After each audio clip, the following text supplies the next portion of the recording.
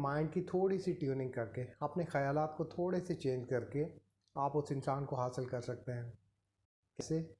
Next time जब भी वो लड़की की तस्वीर आपके सामने आए या वो एक्चुअली आपके सामने आए, तो आपने ये नहीं कहना कि काश मैं इसे हासिल कर सकता, बल्कि आपने ये कहना है अपने माइंड से कि मैं कैसे इस लड़की के साथ शादी कर सकता हूँ। ये एक साइंस है, ये एक साइकोलॉजी है। आप अपने माइंड को जिस तरह के ख़यालात देते हैं वैसे ही वो आपको रिजल्ट देता है।